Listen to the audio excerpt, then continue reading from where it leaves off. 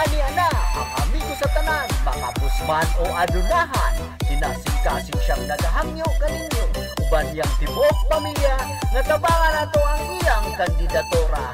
Dario Sharon Alforque, numero 3 sa balota, atong tabangan, atong ibalik, ug atong kadaugon, karong adlaw sa eleksyon. Dario Sharon Alforque, numero 3 sa balota, pagkakonsyal sa atong lungsod.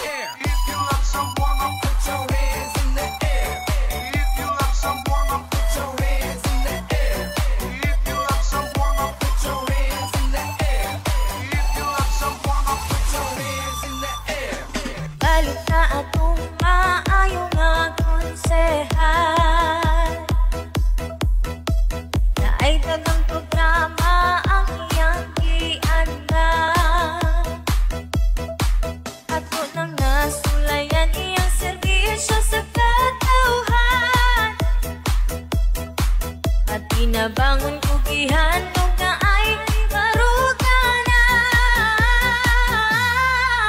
Pagkakonsihal ibalikan, numero 3 shade sa balota. Ayaw pagduha-duha, iboto Dario Alforque. Kalipin niyang pagtabang sa tanan, kay dapoy yang upa sa katawhan. Apa Muslim lumat o Kristiyano kaman. Mga higala, ani ana ang amigo sa tanan, makapusman o adunahan, kinasing-kasing siyang nagahangyo kaninyo, uban yang tibok pamilya, nga tabangan nato ang iyang kandidatura. Dario Sharon Alforque, numero 3 sa balota, atong tabangan, atong ibalik, ug atong padaugon karong adlaw sa eleksyon. Dario Sharon Alforque, numero 3 sa balota, pagkakonsyal sa atong lungsod. Dario Alforque, ibalik pagkakonsehal. Unang nakita ang iyang pagkalangka, mauna kini ang konsehal nga atong gipangita. Anong mo serbisyo mahadlokon sa Ginoo. Pagkakonsehal ibalik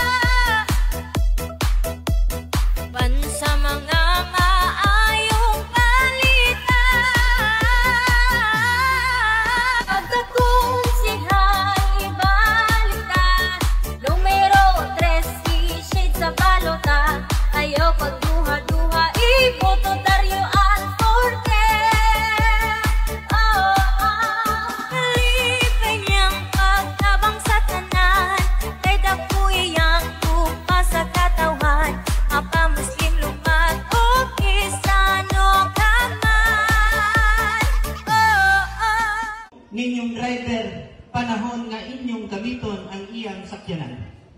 Kada araw sa barangay, dili mapakyas, makita ninyo ang iyang sakyanan o nakabutang sa unahan kapihan ng bayan ni Honorable Dario Alforte.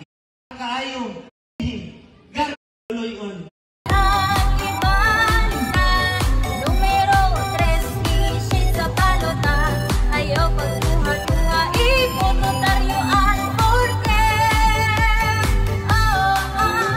Kalipay niyang pagtabang sa tanan, kay napuy ang tupa sa katawan. Apa maskin lumagok, isanong hangan.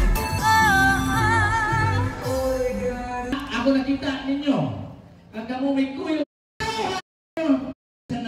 Ito ang akong pinato. Doon ko ka